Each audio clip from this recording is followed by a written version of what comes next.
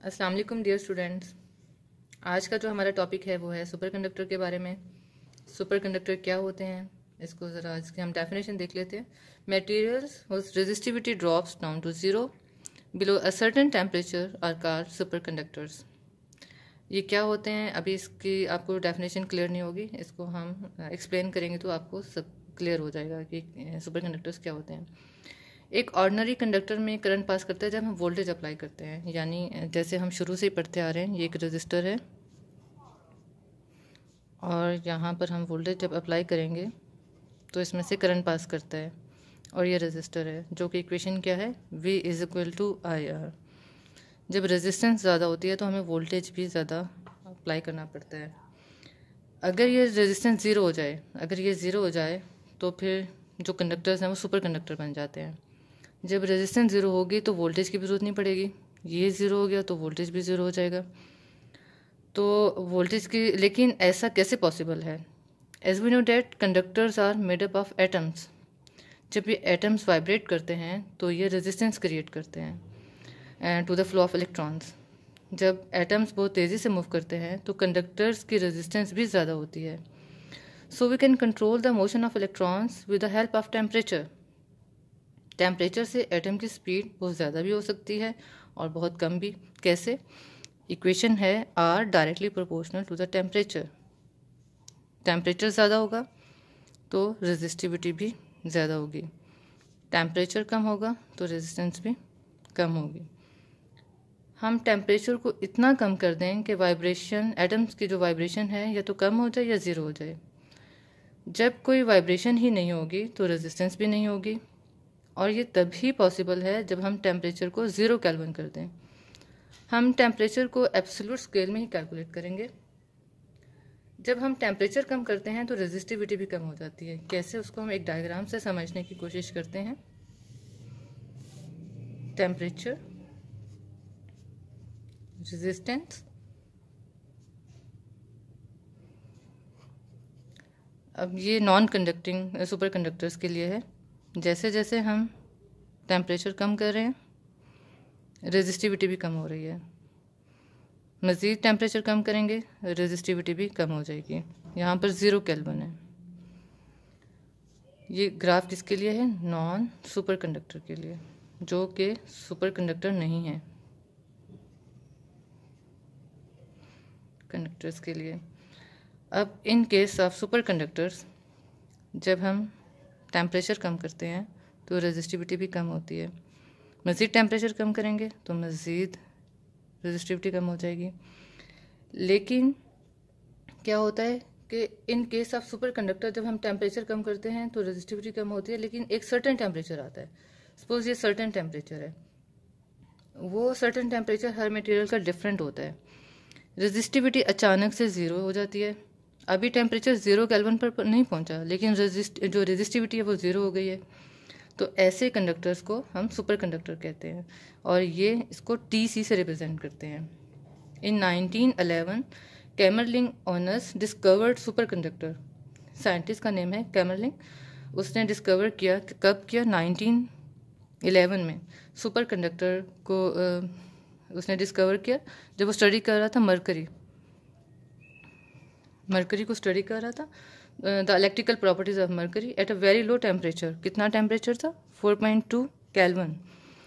इस टेम्परेचर पर जब उसने मरकरी को स्टडी किया तो उसने देखा कि उसकी जो इलेक्ट्रिकल प्रॉपर्टीज़ हैं वो सुपर कंडक्टिविटी को शो कर रही हैं।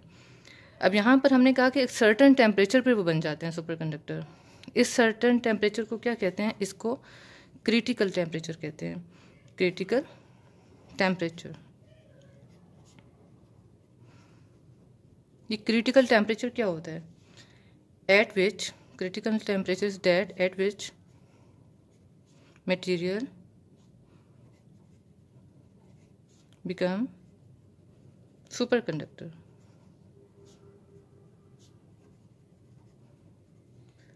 इस कॉल क्रिटिकल टेम्परेचर। और यहाँ पर ये लो टेम्परेचर सुपर कंडक्टर होते हैं। इसके चंद और एग्जांपल्स भी हैं। इसमें आ जाते हैं एल्युमिनियम, जिसका टेम्परेचर कितना है? 1.1 केल्विन। टिन, जिसको SN से इसका सिंबल है, और इसका क्रिटिकल टेम्परेचर 3.2 केल्विन है। और लेड, इसका सिंबल Pb है और इसका क्रिटिकल टेम्परेचर 7.2 केल्विन है। अब इतने ये लो टेम्परेचर सुपरकंडक्टर होते हैं, इतना कम टेम्परेचर चाहिए सुपरकंडक्टर बनाने के लिए। अब हम ये तो लो टेम्परेचर सुपरकंडक्टर थे, इसी तरीके से हाई टेम्परेचर सुपरकंडक्टर भी होते हैं। ये टेम्परेचर इतना कम होता है कि नॉर्मली हम ये टेम्परेचर अटेन नहीं कर सकते। अब ये केल्विन है और ज़ीरो में अगर लें तो इसकी वैल्यू बहुत, जैसे फॉर एग्जांपल 77 केल्विन है।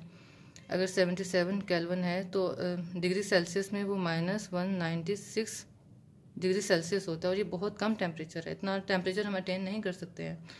ये तभी पॉसिबल है जब हम सुपर कंडक्टर हाई टेम्परेचर पे बनाना शुरू कर दें, क्योंकि लो टेम्परेचर पे सुपर कंडक्टर बनाने के लिए हमें हाई टेक लैब्स चाहिए, जो कि पॉसिबल नहीं है उनको बनाना। तो फिर हाई सुपर कंडक्टर्स क्या होते हैं?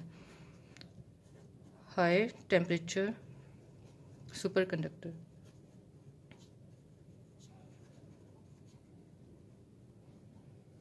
High temperature super conductor with a critical temperature above boiling point.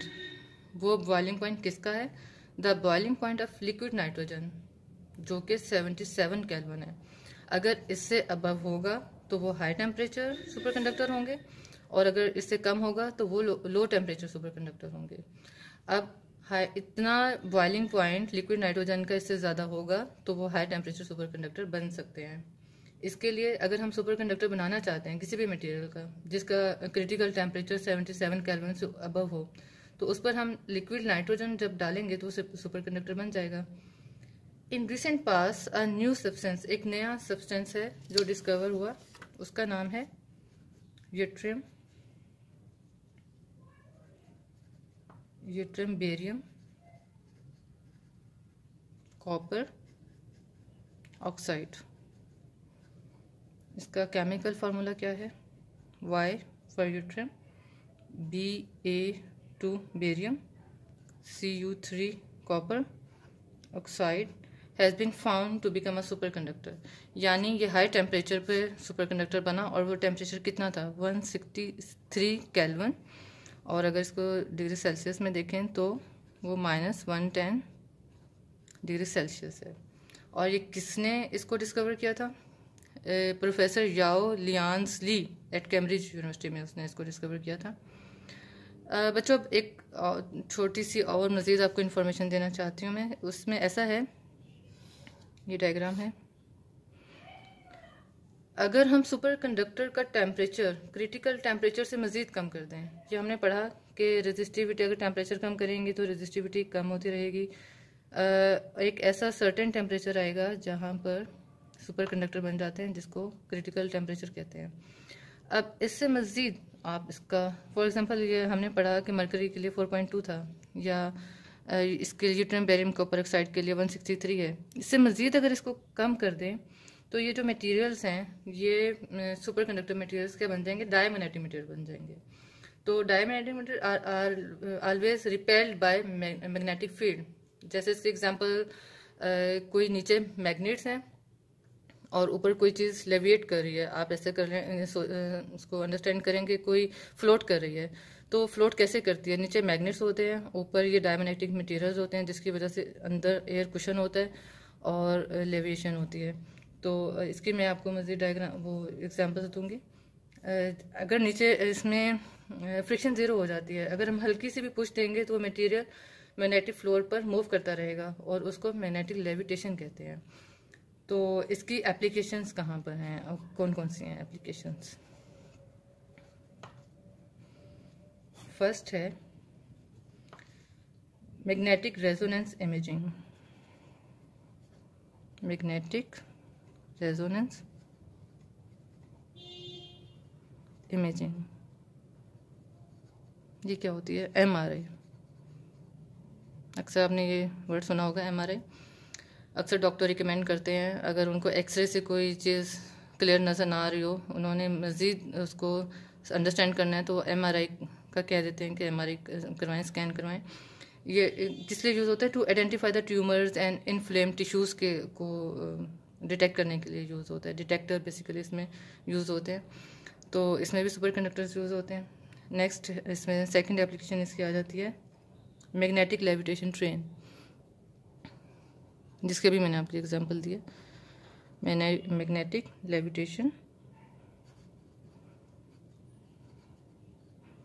Trains ये ऐसे ही हैं, यानी नीचे मैग्नेट्स होते हैं, ऊपर डायमैग्नेटिक मटेरियल्स होते हैं, दरमियान में एयर कुशन होता है, जिसकी वजह से ऊपर फ्लोट करते रहते हैं और तब तक फ्लोट करते रहेंगे जब तक इनको स्टॉप ना किया जाए।